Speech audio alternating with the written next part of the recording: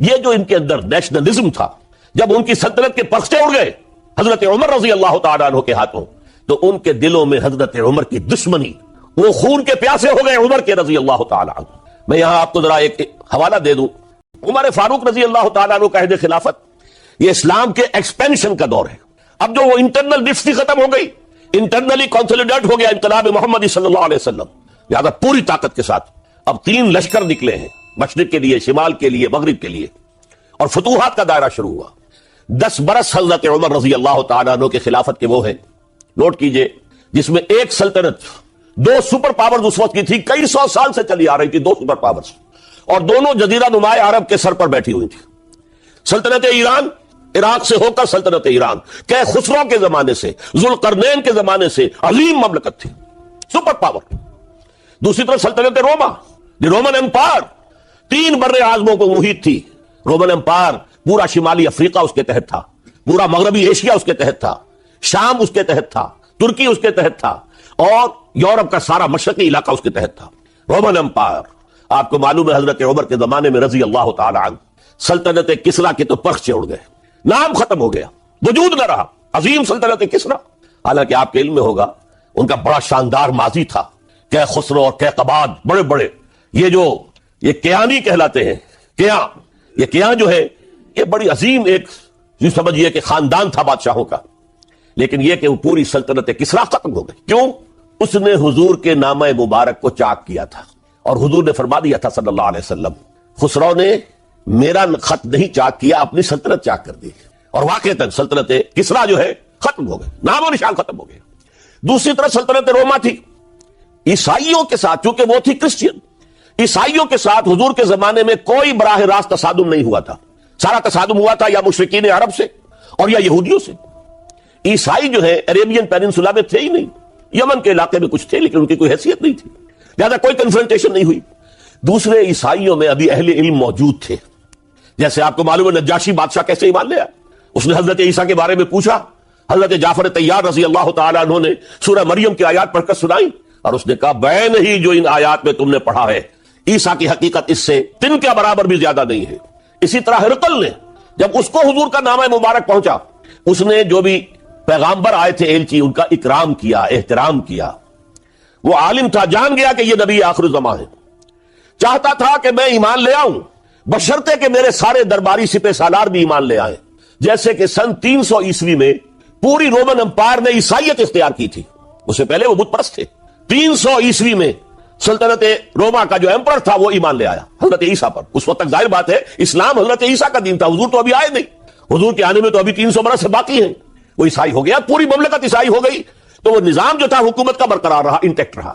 ہرقل یہ چاہتا تھا کہ اسی طرح میری پوری سلطنت ایمان لے آئے تو میری حکومت برقرار رہے، لیکن یہ کہ اس کے جو درباری تھے اور اس کے بڑے بڑے جو سپہ سالار اور جرنیل تھے انہوں نے ریجیکٹ کر دیا، اور یہ بادشاہت کی بیڑی اس کے پاؤں میں پڑی رہ گئی۔ ایمان تو نہیں لایا لیکن پہچان گیا تھا حضور کو صلی اللہ علیہ وسلم۔ اور اس سلطنت روما سے پھر آپ کو معلوم ہونا چاہیے کہ مسلمانوں نے اس کی 3 ٹانگوں میں سے 2 ٹانگیں توڑ دی، پورے شمالی افریقہ سے نکال باہر کیا، پورے مغربی ایشیا سے یہ شام اور ترکی کا علاقہ اناطولیہ نکال دیا، اور اس کی سلطنت محدود رہ گئی یورپ کے اندر۔ تو یہ عظیم کام ہوئے ہیں حضرت عمر رضی اللہ تعالیٰ عنہ کے عہد میں۔ اب سوچئے اس عظیم ریولوشن کا بھی کوئی کاؤنٹر ریولوشن ہونا چاہیے تھا کہ نہیں؟ ایرانی بڑے زبردست نیشنلسٹ لوگ تھے، نسل پرست، اپنی نسل پر فخر کرنے والے، ہماری روایات عظیم ہیں، ہم کہ خسرو کے وارث ہیں۔ اور آپ کو معلوم ہے کہ آخری جو بادشاہ تھا رضا شاہ پہلوی، وہ چاہتا تھا کہ خسرو کے دور کی عظمت اور سطوت کو دوبارہ لے آئے، 2500 سالہ جشن اس نے منایا تھا، وہ چاہتا تھا وہی شان میری ہو جائے جو کہ خسرو کی تھی۔ یہ جو ان کے اندر نیشنلزم تھا، جب ان کی سلطنت کے پرچے اڑ گئے حضرت عمر رضی اللہ تعالیٰ عنہ کے ہاتھوں، تو ان کے دلوں میں حضرت عمر کی دشمنی، وہ خون کے پیاسے ہو گئے عمر کے رضی اللہ تعالیٰ عنہ۔ میں یہاں آپ کو ذرا ایک حوالہ دے دوں، فردوسی نے جو شاہ نامہ لکھا، حالانکہ وہ مسلمان تھے لیکن چونکہ پرانے ایرانی ذہن کی عکاسی کر رہے تھے، تو انہوں نے جب کہ عرب فوجیں آئی ہیں تو اس نے ایران کا جو اپنے اوپر فخر تھا اس کی ترجمانی کرتے ہوئے لکھا ہے، زشیر شتر خوردن و سوسمار عرب را بجائیست آیت قرار کہ تخت کیارا کنند آرزو تفو برتو ہے چرخ کردہ تفو، کہ یہ عرب اونٹنیوں کا دودھ پینے والے، گوہ کھانے والے. یہ گوہ ایک بڑی سی چھپکلی کا جیسا جانور ہوتا ہے جو صحرا کے اندر ہوتا ہے اور وہ اپنا ایک گھر بنا کر رہتا ہے, اسے کھاتے چاہیے. تو یہ گوہ کھانے والے, اونٹنیوں کا دودھ پینے والے عرب, آج ان کی یہ جرت, یہ جسارت, یہ ہمت کہ تخت کیاں راکن اندار رو, کہ وہ آج آرزو کر رہے ہیں کہ کئے سلطنت کئے کا تخت جو ہے وہ ہمیں مل جائے. تفو برتو ہے چرخ گرداں تفو, تف ہے تجھ پر اے گردش کرنے والے آسمان, تف ہے تجھ پر. لہذا اب کاؤنٹر ریولیوشنری موومنٹس آئی ہے, حضرت عمر کی شہادت اس کا نتیجہ ہے. ہرمزان ایک جرنیل تھا اور اس کے جنگی جرائم اتنے شدید تھے ایرانی کے کہ واجب القتل تھا. وہ گرفتار ہو کر حضرت عمر کے سامنے پیش کیا گیا. حضرت عمر نے فرمایا یہ واجب القتل ہے, اس کی گردن اڑا دی جائے. اس کی چالاکی دیکھیے, اس نے کہا امیر المومنین, اے مسلمانوں کے امیر عمر رضی اللہ تعالی عنہ, مجھے ذرا پانی پلوا دیجیے. حضرت عمر نے فرمایا پانی لا دو. ایک کٹورے میں پانی دے دیا گیا. پھر کہا دیکھیے امیر المومنین, مجھے ضمانت دیجیے کہ جب تک میں یہ پانی پی نہ لوں مجھے قتل نہیں کریں گے. فرمایا ہاں ہاں تم پانی پی لو, جب تک یہ پانی تم نہیں پیو گے ہم قتل نہیں کریں گے. اس نے وہ کٹورا پھینک دیا. نہ اب میں یہ پانی پی سکتا ہوں نہ آپ مجھے قتل کر سکتے ہیں, کیونکہ آپ کا ہے کہ جب تک میں یہ پانی نہیں پیوں گا آپ مجھے قتل نہیں کریں گے. اس ہیلے سے جان بچا گیا. پھر اس شخص نے ابو لولو فیروز, ایک غلام تھا, اسے اس کام کے لیے تیار کیا. حضرت مغیرہ ابن شعبہ کا غلام تھا وہ, اور حضرت مغیرہ نے اس سے روزانہ کی ایک اجرت کہ تم کام کرو, مجھے صرف 7 آنے روزانہ دے دیا کرو.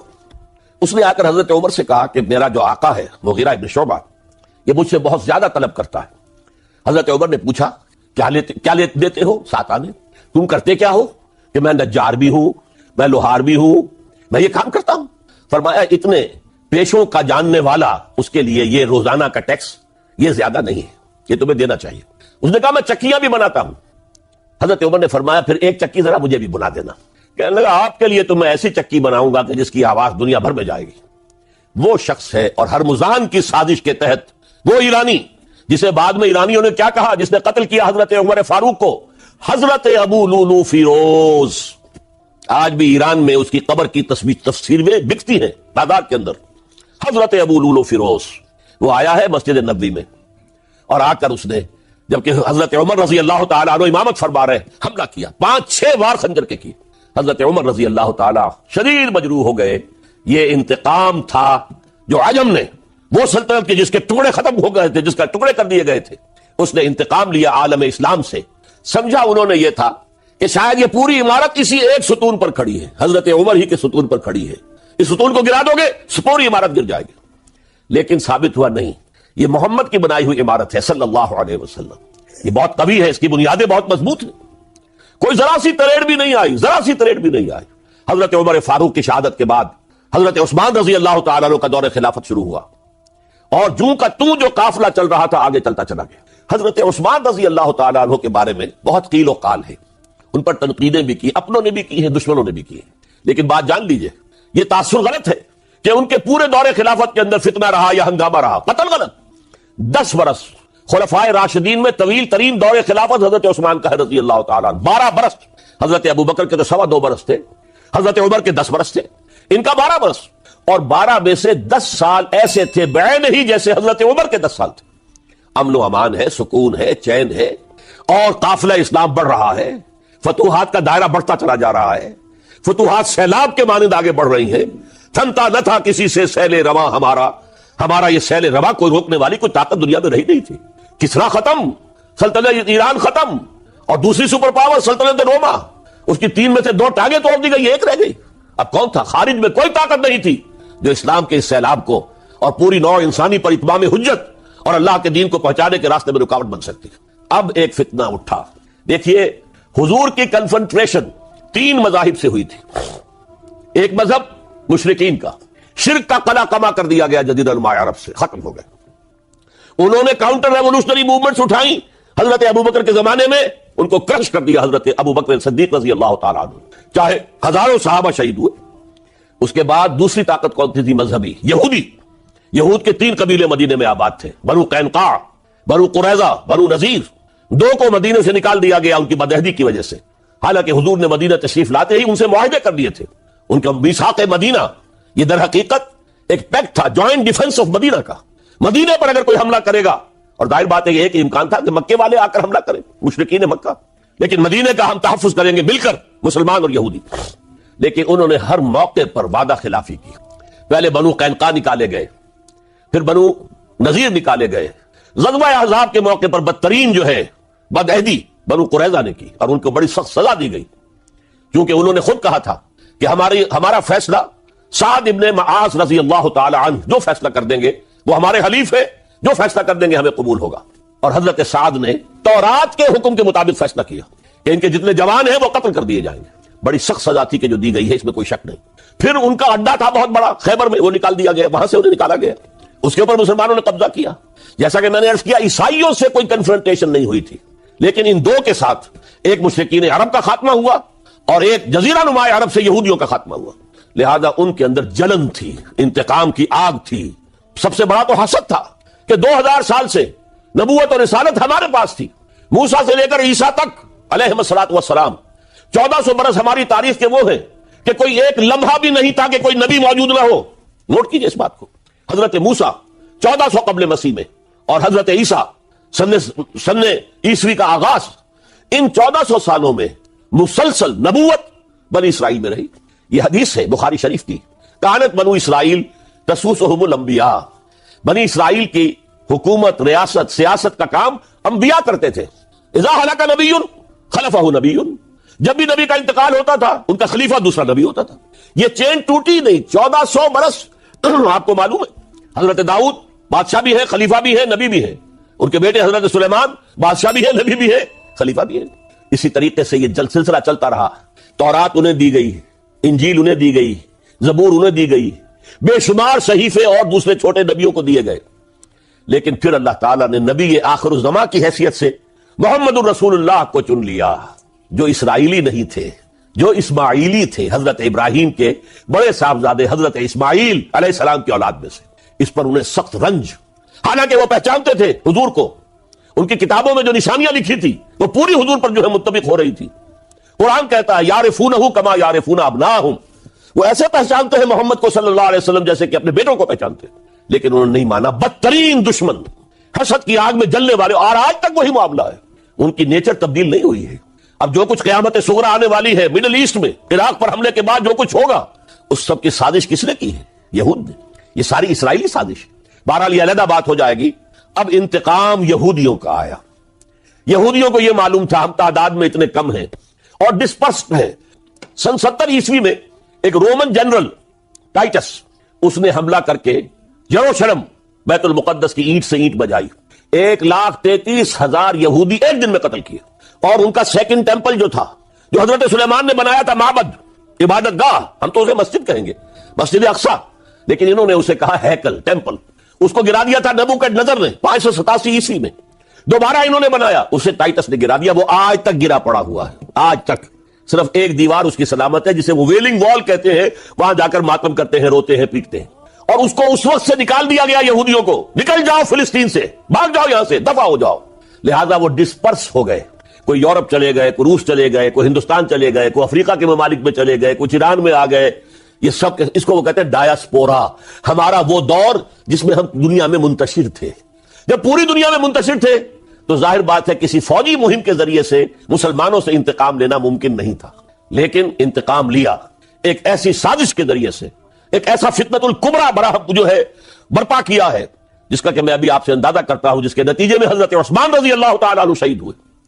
اس کو یوں سمجھیے کہ حضور کے دور میں جن لوگوں نے شہادتیں پیش کی، انہوں نے اسلام کو قائم کرنے کے لیے شہادتیں دی۔ اب دور خلافت راشدہ میں جو شہادتیں پیش کی گئیں، وہ اسلام کو قائم رکھنے کے لیے، جو عمارت بن گئی ہے اب گرنے نہ پائے، اسے دشمن گرا نہ دے، اس ڈیفنس کے اندر، اس تحفظ کے اندر جانے دیے، ہزاروں نے دیے۔ حضرت عمر رضی اللہ تعالیٰ عنہ قائد خلافت ہے، بیت المقدس کا محاصرہ کیا گیا، فصیل بڑی اونچی، شہر اندر سے سیلف سفیشنٹ، حملے کا راستہ کوئی نہیں، محاصرہ طول کھینچ رہا ہے، لیکن ان کے پاس رسد بھی موجود ہے، پانی بھی موجود ہے، وہ دروازے بند کر کے بیٹھے ہوئے۔ بالآخر اللہ تعالیٰ کی مشیت کا ظہور کیسے ہوا؟ ان کے کچھ علماء آئے فصیل پر، کہا دیکھو مسلمانوں، تم قیامت تک بھی یہاں پڑے رہو گے محاصرہ کر کے، ہمارا یہ شہر فتح نہیں ہوگا۔ ہاں، ایک درویش بادشاہ کے ہاتھوں یہ شہر فتح ہونا ہے، لیکن تمہارے اندر ہمیں وہ نظر نہیں آ رہا. ابو عبیدہ بن الجراح رضی اللہ تعالی عنہ امین هذه الامہ، ان کا فوراً ذہن گیا وہ درویش بادشاہ مدینے میں بیٹھا ہوا ہے عمر رضی اللہ تعالی. اب ایک اور عمر بھی ہے جو قندھار میں بیٹھا ہے. نقشہ وہی ہے، سادگی کی حد تک نقشہ وہی، بالکل وہی، اپنی آنکھوں سے دیکھا ہے وہی سادگی. عمر اول عمر ثانی تھے عمر بن عبد العزیز. اب ایک اللہ کے فضل سے اللہ تعالیٰ ایدہ اللہ بنصرتہ، اللہ تعالیٰ ان کی نصرت فرمائے، دشمنوں کو ان کے مقابلے میں نیست و نابود کرے. انہوں نے ریکویسٹ بھیج دی کہ حضور تشریف لائیے، یہ شہر فتح ہو جائے گا. وہ ہے سفر تاریخی، اتنا طویل سفر، تقریباً 700 میل، ایک اونٹ، ایک خادم، ایک منزل پہ امیر المومنین اوپر بیٹھے، خادم آگے چل رہا ہے، اگلی منزل پہ خادم اوپر بیٹھا ہے، امیر المومنین آگے جا رہے ہیں. اور جب پہنچے ہیں تو وہ باری تھی خادم کی. انہوں نے ہاتھ جوڑ دیا حضور خدا کے لیے، تم کیا کہیں گے لوگ، وہ میرا برا حال کر دیں گے، تمہیں شرم نہیں آئی؟ امیر المومنین پیدل آگے چل رہے ہیں، نکیل پکڑ کر، تم بیٹھے ہو اوپر براجمان ہو. حضرت عمر فرمایا دورو دورو، نہیں باری تمہاری ہے، بیٹھ. اس حال میں پہنچے ہیں. اور پھر یہ کہ ابو عبیدہ بن الجراح آئے ہیں، استقبال کیا ہے تو دیکھا ہے اس حال میں چلے آ رہے ہیں. عمر نکیل پکڑے ہوئے چلے آ رہے ہیں، اور کہتے ہیں کہ کہیں کیچڑ ویچڑ تھا، جوتے خراب ہو گئے تھے، وہ بھی اتار کے ہاتھ میں پکڑے ہوئے، کپڑے تو تھے ہی پھٹے ہوئے. انہوں نے کہا کہ حضرت ابو عبیدہ نے، دیکھیے یہ بڑا متمدن ملک ہے، بڑا مہذب علاقہ ہے یہ، آپ ذرا حلیہ اپنا دوست فرما دیں تب جا کے پیش کروں، ہم آپ کو کریں گے. آپ نے فرمایا نحن قوم اعزنا اللہ بالاسلام، ہم وہ قوم ہیں جنہیں اللہ نے عزت دی ہے اسلام کے ذریعے سے، کپڑوں کے ذریعے سے نہیں، دولت کے ذریعے سے نہیں. اسی حال میں گئے ہیں، اوپر سے انہوں نے کھڑے ہو کر نشانیاں دیکھی ہیں، اپنی کتابیں کھولی، ہاں یہ وہی ہے، اچھا لو جی سرنڈر، شہر تمہارے ہاتھ میں. خون کا ایک قطرہ نہیں بہا اور بیت المقدس فتح ہو. لیکن اس وقت حضرت عمر نے ایک نرمی یہ کی کہ یہودیوں کے لیے بھی اسے اوپن سٹی قرار دے دیا. یہ احسان عظیم حضرت عمر کا. اس سے پہلے یہودی آ ہی نہیں سکتا تھا، داخل ہی نہیں ہو سکتا تھا، وہاں وہ آ کر وزٹ نہیں کر سکتا تھا، زیارت نہیں کر سکتا تھا اپنے مقدس مقامات کی. حضرت عمر نے یوں سمجھیے کہ تقریباً 550 برس کے بعد ان کے لیے راستہ کھولا ہے کہ ہاں تم آ سکتے ہو، زیارت کر سکتے ہو. لیکن یہ عیسائیوں نے لکھوایا معاہدے کے اندر، انہیں یہاں آپ آباد ہونے کی اجازت نہیں دیں گے، لیکن کم وزٹ دی پلیسز، دیکھیں زیارتیں کریں اور جائیں. یہ معاہدہ حضرت عمر کا ہے رضی اللہ تعالیٰ، جو پھر خلافت راشدہ کے بعد بنو امیہ نے بھی اس کو آرڈر کیا، بنو عباس نے کیا. پھر جو ہمارے یہ ترکوں میں اندر خلافت آئی تو ترک خلفاء نے بھی اس معاہدے کی پوری پابندی کی. فلسطین میں آ سکتے ہیں یہودی، صرف زائرین کی حیثیت سے، وہاں آباد نہیں ہو سکتے. اب آئیے اگلا دور آیا حضرت عثمان کا دور خلافت. یہ ہے وہ وقت کہ اب یہود نے امت مسلمہ کی پیٹھ میں چھڑا ڈھونڈا. وہ کیسے؟ ایک یہودی عبداللہ ابن سبا اسلام کا لبادہ اوڑھ کر آ گیا، معاشرے کا جائزہ لے لیا. ان میں بنو ہاشم اور بنو امیہ میں جو پرانی کشاکش تھی اس کے کچھ نہ کچھ جراثیم باقی ہیں. اگر ان کو ذرا بھڑکا دے تو مسلمانوں میں انتشار پیدا ہوتا ہے. کہا یہ عثمان کون ہے؟ یہ تو بنو امیہ میں سے ہے، یہ حق تو بنو ہاشم کا ہے، خلافت ان کے پاس ہونی چاہیے، محمد کے تو رشتہ دار وہ ہے صلی اللہ علیہ وسلم. عوام الناس کے اندر بات پھیلنی شروع ہوئی. پھر ایک بڑی سازش کے انداز میں حضرت عثمان کے خلاف پروپیگنڈا، حضرت عثمان کے جو عاملین تھے، گورنر تھے، ان کے خلاف پروپیگنڈا. اور ایسی ہوشیاری کرتے تھے کہ کوفے میں کوفے کے حاکم کے خلاف کچھ نہیں کہنا، اجی مصر میں یہ ہو رہا ہے، اجی شام میں یہ ہو رہا ہے، اجی یہ جو عثمان ہے وہ یہ کر رہا ہے، یہ ظلم ہو رہا ہے، یہ لوٹ مار ہو رہی ہے، یہ خیانتیں ہو رہی ہیں. اب نہ تو اس زمانے میں مینز آف کمیونیکیشن، کیسے تصدیق کریں؟ افواہیں تو آپ آج کراچی کے اندر شروع ہو جائے تو پتہ نہیں چل سکتا کسی کو کہ کیا اس میں صداقت ہے کیا جھوٹ ہے. اور بری بات جو ہے فطرت انسانی کی کمزوری ہے، وہ فوراً قبول کرتا ہے. کسی کے بارے میں اچھی بات ماننے کو تیار نہیں ہوتا، لیکن بری بات تو فوراً تیار ہے. بہرحال یہ فتنہ انہوں نے اٹھایا، حضرت علی کی الوہیت کا فتنہ اٹھایا، حضرت عثمان کے خلاف الفتنۃ الکبریٰ برپا کیا. حضرت عثمان شہید ہوئے. اس کے بعد 5 برس تک مسلمان ایک دوسرے کی گردنیں کاٹتے رہے، باغی خانہ جنگی ہوئی. امت کو وہ زخم لگایا ہے جو آج تک جس سے خون رس رہا ہے. یہ شیعان عثمان اور شیعان علی تھے، جو بعد میں پھر سنی اور شیعہ ہو، اور آج تک فتنہ کس نے جگایا؟ ایک عبداللہ ابن سبا یہودی اور اس کے کارندے، شیطان کا ایجنٹ، اور انسانوں میں سے بھی اس کے جو بھی حواریین تھے اور شیطانوں کے اندر سے بھی تھے، انہوں نے بھی اس آگ کو بڑھتا ہے۔ یہ آپ سوچ لیجئے کہ یہ کس نے وہ زخم لگایا؟ یہودی۔ اگلا دور آیا،